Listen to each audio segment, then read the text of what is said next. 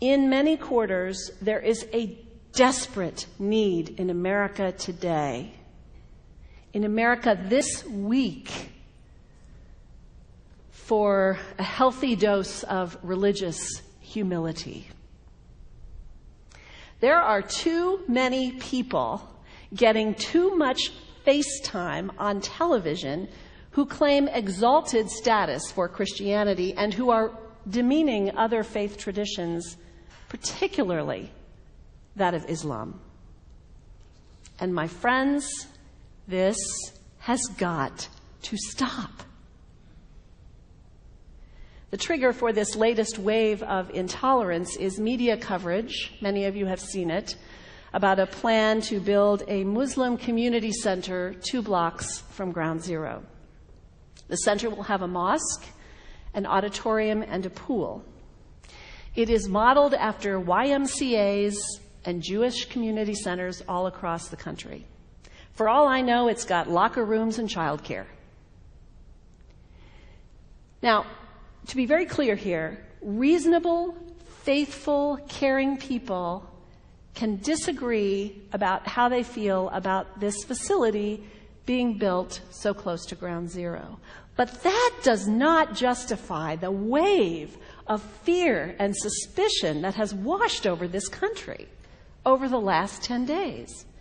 The media are now calling this a wave of Islamophobia that is sweeping across America. I saw a story this week on CNN about a minister in Gainesville, Florida, who has declared September 11th of this year Burn the Quran Day. Thank you for your reaction. That was mine. This guy is a minister at a non-denominational church called the Dove World Outreach Center. He said all kinds of disparaging, insulting, inaccurate things about Islam that I'm not going to repeat from this pulpit.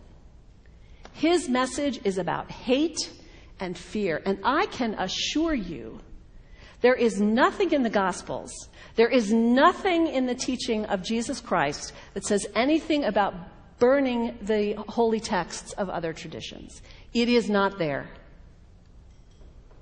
The proposed burning of the Quran is obscene. It is not the work of peace. It is not the work of understanding. It is not the work of building bridges. It is insanity. Now, the good news is there are a lot of groups, a lot of churches, even the National Association of Evangelicals, who are condemning this action and urging the church to cancel their event.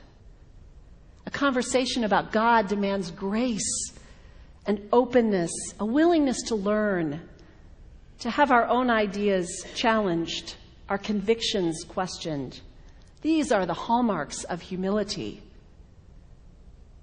When I was in seminary, I read from someone whose name is lost to me now, when you speak of God, your voice should shake a little.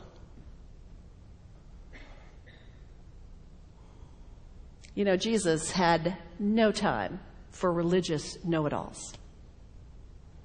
He saved some of his harshest criticism for church leaders, for the Pharisees, the religious leaders who were so certain about who was out and who was in, who was holy and unholy, clean and unclean. Jesus was forever taking all this religious certainty and turning it on its head. And we can only imagine what Jesus would have said about Pastor Terry Jones and his Burn the Quran campaign. I think he would say, this has got to stop. Followers of Islam believe that the Quran is a collection of revelations received by the Prophet Muhammad from God about 1400 years ago. They believe that Muhammad was the last of a series of prophets and teachers and messengers that included Adam, Moses, Jesus, Abraham, all names revered by us as well. The word Islam means peaceful surrender to the will of God. The Quran was written at a time when the Muslim people were being driven from their homes, persecuted, and killed. The Old Testament was written at a time when Jewish people were being driven from their homes, persecuted, and killed. And religious scholars will tell you that most Holy Scriptures have stories of war and violence in them. Throughout history, most faiths have used these texts to justify violence. And if there's anyone in this room at this moment who's thinking that I've got it wrong, after church today, pull out your Bible and look up Psalm 137. And you'll see that our own text has passages that can make us uncomfortable. But also, like the Bible, the predominant message of the Quran is of peace and care and loving God, justice, care for the neighbor, care for the stranger. In the Bible, we have thou shalt not kill. In the Quran, we have whoever kills another, surely he is killing all of humanity.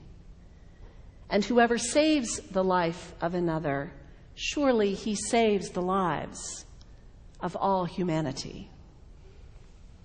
These are words of peace, words of faith, words that could save the world if we would take them to heart. The second thing you can do, the next time someone sends you one of those emails demonizing Islam, delete it. Don't forward it. Don't participate in the stereotyping. Don't give in to your fear. It's okay to be a little afraid. We all have those emotions. Just don't give in to it. Don't sign on for it. Don't focus on this tiny group of extremists who commit acts of violence. Focus on the hundreds of millions of Muslim people in the world who are people of faith, whose priorities and concerns and families are not so different from your own. And third, when you think of Muslim people, think of individuals. Think of the professor at Ohio State. Think of the engineer at Honda. Think of the teacher at the elementary school down the street. When you think of Muslim people, remember those who died on 9/11, not the hijackers. There was only a handful of them. Remember Mohammed Sunhami Hamandi.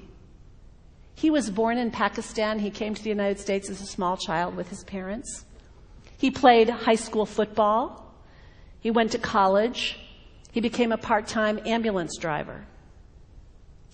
He died, this Muslim young man, on 9/11, trying to rescue people and save lives. When you think of Muslim people, remember Mohammed Salahuddin Cloudhurry. He was a waiter at Windows on the World, which was at the top of the World Trade Center. He died that day. His wife had their baby 2 days later. When you think of Muslim people, remember Rama Salih. She was a woman, 28 years old. Her neighbors described her as fun and outgoing and generous. And she died on American Airlines Flight 11, 7 months pregnant with her first child. Remember the founder of the Islamic Circle of North America, who worked in the World Trade Center and also died on September 11th. That same group now is giving away tens of thousands of copies of the Quran in response to the campaign about burning the Quran. In the language of their own tradition, they are spreading words of faith and peace and hope. One of the ladies at the 8:30 service this morning said to me after, maybe we should declare September 11th, buy a Quran and read some of it. It is for us to share our message of love and hope and peace, but let us do it with grace and respect, and above all, humility.